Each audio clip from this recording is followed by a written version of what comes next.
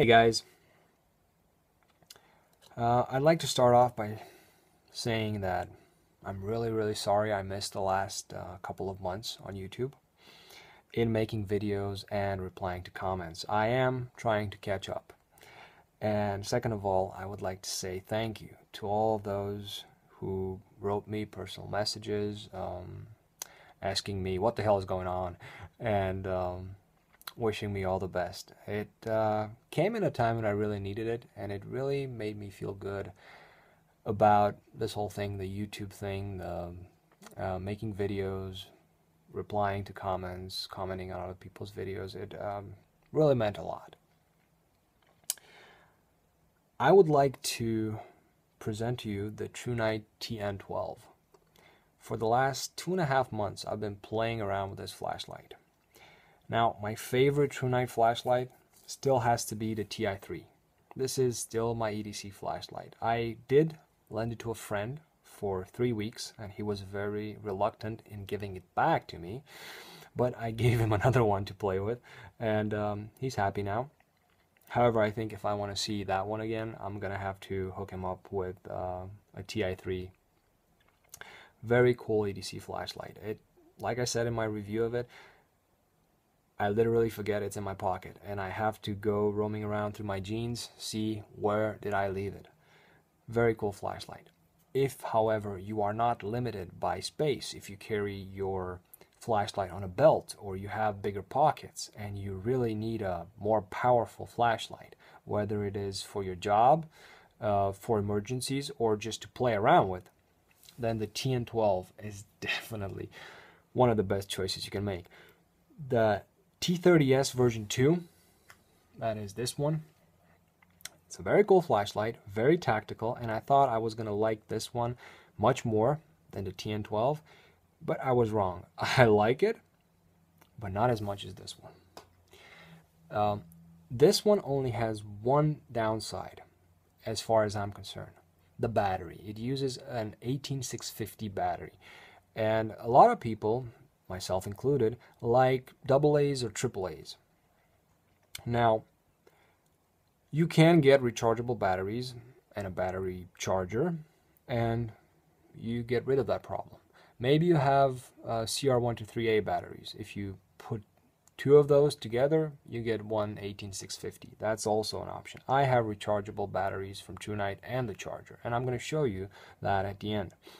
But that is the only negative thing about it. What I really like about the flashlight is the fact that it has 5 modes and a strobe. So you have 0.3 lumens, 20 lumens, I think 280 lumens, 800 lumens, and 1050 lumens. So whatever you might need to do, you have a mode to do it. You have this button on the bottom of the flashlight and this one in the middle, almost in the middle, on the head of the flashlight.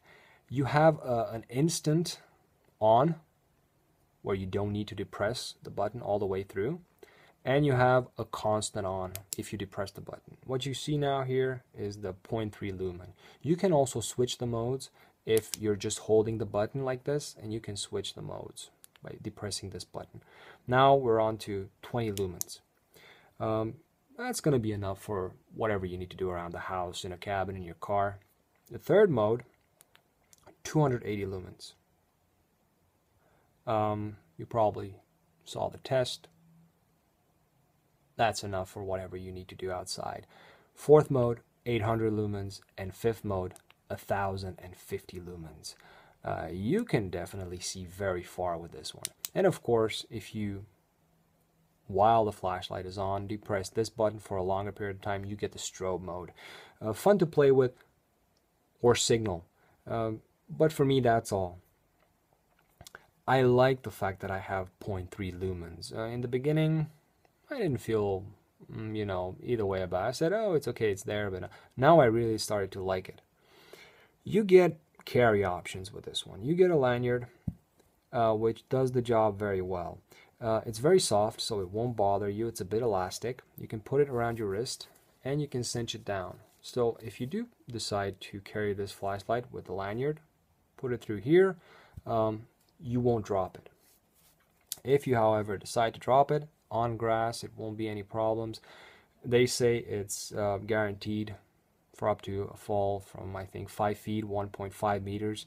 I think that's concrete or asphalt. If you'll drop it on grass from, I don't know, 2 meters or so, I think it's going to be fine. And it's also waterproof up to IPX8 standard. Probably those of you who know more about flashlights than I do know what it is, or I don't know where you use it. But I never immersed it into water. I did get it wet and it was fine. I took the lanyard off and started wearing it with the clip inside the sheath, just so I could put it inside my pocket. Now this is a big flashlight. If you have big pockets, you still want to be able to control where the flashlight is. And it sits very well on the sheath, and it sits very well in your pocket. That's why I like the clip. You can, of course, take it off. Cool feature, I would say. Now, the pouch in which it comes is very nice. Very sturdy, streamlined, some would say. And you have this cool plastic D-ring. I carried it like this with a locking carabiner on my expedition with the clip attached to the flashlight, just for extra safety. I'm very paranoid when it comes to that. However, the sheath for the T30S version 2 has a button snap and Velcro. Easy on and off the belt, which is a plus. You don't have that for this one. I'm sure you could rig something up. But if you decide to carry this on your belt, I think this is a good option. And you could, like I said, attach a carabiner to it, a locking carabiner, put it somewhere, and I think you're good to go. But I like to carry it without the sheath.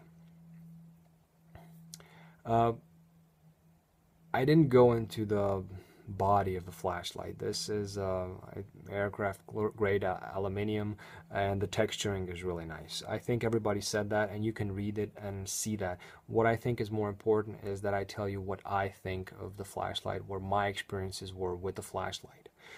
Now, for the TN4A, I don't know if you know it, the big chunky flashlight that uses 4 AA's, you have an indicator right here. This button will glow blue when the batteries are fresh, and then as they get depleted, red, then it'll start to blink. With this one, you don't have that. A way of telling if the batteries do get depleted is to turn it on, and as soon as you see that the switch from 4th to 5th mode is pretty much not noticeable, that means that batteries are losing power. And when you get to only having 3 modes, you know, like 1, 2, 3, and instead of 4, 5, 3, 3, 3, you might want to switch out the battery or charge it, like I'm doing right now. There you go. I'm going to get to the charger and the batteries soon, but this is a way of telling if the batteries get depleted. Now, also, what I'd like to say is that the TN4A had a very cool feature, the ITC, Intelligent Temperature Control, which meant that whenever the head of the flashlight would go over 80 degrees centigrade, the flashlight would switch to a lower mode. This one doesn't have that. And this is a pretty small flashlight, even compared to the T30S version 2. You can see it's much thinner. This one has 1050 lumens. This one has 860 lumens. So this will heat really fast. In warm weather outside, in about 5 minutes, it's going to get pretty warm. If you keep it on for 10 minutes, it's going to be very warm. So you might want to pay attention to that. I don't know why you would need to use 1050 lumens for more than that period of time. You might need to. This is a good point for you to know. I always switched, just for testing purposes, I left it on at the highest mode, and then I switched to the 4th mode, and I noticed it did cool down a bit. Then I switched to the 3rd mode, and it cooled down. That's good information, I think, if you plan to get this flashlight and, I don't know, use it for a bigger camp where you need to shine it on somebody's way so they can make their way back, or so they can see you from a greater distance. The intelligent temperature control would be a cool feature. I don't know if it's doable for such a small flashlight. I don't know what it means, but it would be a cool feature. However, the fact that it doesn't have it doesn't bother me in particular. Other than the battery, which is a bit harder to get, I have no problems with this flashlight. Really like it. And like I said, I kind of put the lanyard back in the box which it came in. They do have a nice box for the flashlights. They always do. And just resume to carrying it like this. And it does an excellent job. Oops. Clip must come over this, so I see it. I'm really a big fan of this. So if I only had to get one other flashlight, because the TI3 I think is just the best EDC flashlight. If I had just to get one other, I think this would be it. For those people that are more tactical, the T30S version 2 would probably be the choice. Now let me get to the charger, because I think this is a really cool thing from Thrunite. You can see the battery is charging right now. And you can see it's charging because it shows it right here. You can also see the voltage of the battery. I think it's cool. Now, with this charger, you can charge all sorts of batteries. It says it right here. You can probably read this. I'm not going to read it, but I do see 18650, and I don't see CR123A here.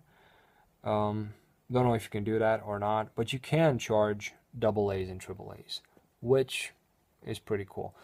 And also you get this cord for your car. So if you're just camping with your SUV, you can use this to charge up your batteries. The way in which the batteries come is this little plastic box. Wrapped in plastic, you could keep your two batteries charged, keep the flashlight empty, and then put the batteries in as you need them in case you're, I don't know, out for 2 weeks, you know, and you just want to know that you're going to be out on the road for more than, I don't know, a week until you get to camping. Then put the fresh batteries in. I didn't really get the problem with the batteries getting depleted in the flashlight because I kept using it, and this one, as I stopped using it for the moment, I just took the batteries out. What I like about these Thrunite batteries, you can open the flashlight from each end, you know, this one like the other one, and you get the spare O-rings. So pretty cool deal. I hope you enjoyed the review. Like I said, I didn't really go into the specifics of the flashlight, dimensions and everything. You can probably find those, but it was really important for me to tell you the things that I noticed that I really liked. And coming to the things that I really liked, I would really like to see a diffuser cone, because the T10S comes with a diffuser cone standard, and here it is, the T10S. The diffuser cone is in my gear slinger, and I always have this flashlight in my Maxpedition. And whenever somebody needs a flashlight, I will give them the T10S, because I know there is no way they can break this. I've seen the tests on YouTube. I don't need to recreate them, and I know there's no way in hell you can break this flashlight. Plus, it's not that expensive if you do. But a diffuser cone for this one would really be a cool thing. I would really like to see that. It would make this so much more versatile, you know, as a candlelight in your tent. I would really like to see that. I hope you enjoyed the review. I hope I told you useful things about this flashlight. Pretty cool little or big flashlight, depending on how you see it. If you have any questions about it, please ask me and I will get to them as soon as possible. I'd like to thank you for watching and for your support. And as always, guys, I wish you a great day.